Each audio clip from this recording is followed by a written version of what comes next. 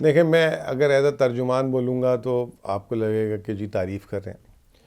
یہ جو ہم مجھے اور آپ کو دیکھ رہے ہیں اس کا سب سے بہترین طریقہ یہ ہے کہ پچھلے ادوار کے 5 سال کے اخبار اٹھائیں.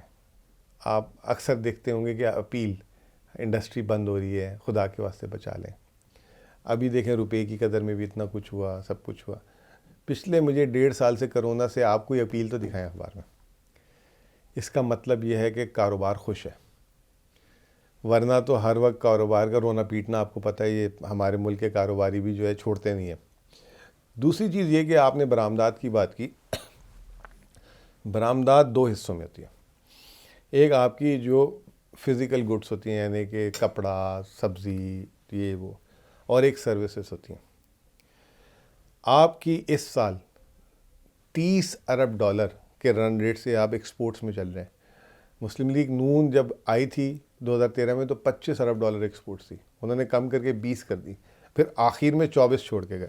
یہ حکومت اس سال 30 ارب ڈالر اور پچھلے سال ہائیسٹ ایور ایکسپورٹس تھی. پھر services I T exports Muslim League Noon 1 ارب ڈالر پہ چھوڑ کے گئی تھی. یہ ابھی 30 جون گزرے ہماری 2.2 ارب ڈالر تھی.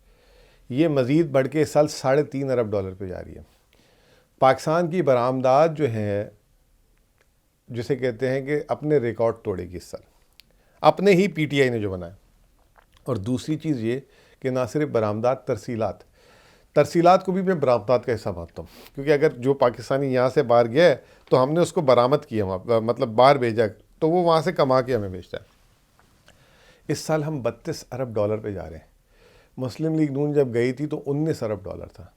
تو پاکستان کے آج جو ہے ڈالر انفلو جو ہے بہت زیادہ ہے بنسبت 2018 کے.